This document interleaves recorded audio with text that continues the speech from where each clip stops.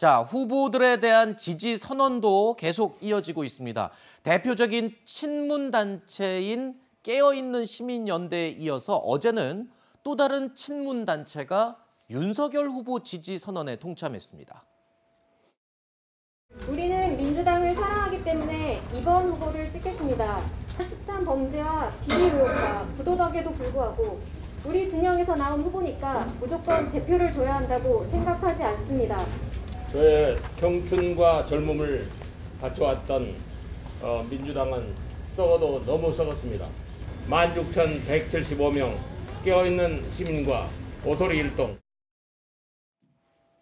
자, 이 단체의 이름은요, 문꿀 오소리 부대라고 합니다. 문재인 대통령의 열성 지지자들이기도 하고요. 또 민주당 대선 경선 과정에서 이낙연 전 대표를 지지했던 사람들로 모여있는 유명한 친문 단체입니다. 자, 친문 진영에서 이재명 후보가 아닌 윤석열 후보를 지지한다라고 공개 선언한 건데 이런 모습이 최근에 잇따라 나오고 있는 상황이에요.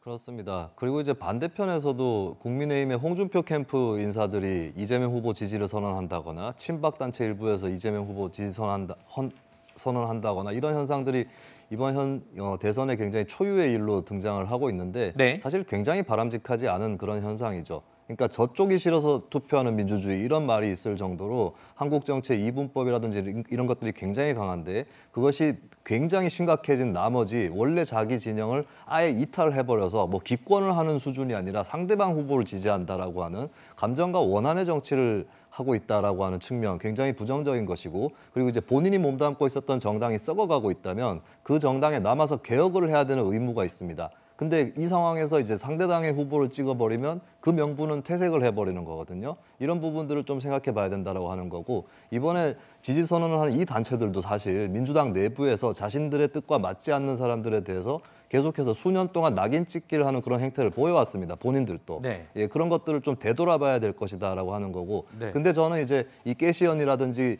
상대 진영의 홍준표 캠프 일부 인사들이라든지 이런 흐름들이 선거 판세에는 큰 영향을 주지 않는다. 어차피 네. 민주당 지지층의 절대 다수 그리고 국민의힘 지지층의 절대 다수는 각자 진영의 후보를 찍을 것이다. 이것은 이제 굉장히 정치 초고관여층에 국한된 현상이다. 이것도 알겠습니다. 함께 지적을 하겠습니다. 진영을 내버려두고 다른 후보를 지지했다는 걸 상당히 좀 비판적으로 지금 짚어주셨는데 어떻게 보면 자유롭게 이 다양한 후보를 지지할 수 있는 부분도 인정해야 된다. 이런 차원의 또 의견도 있을 수 있는 부분이거든요.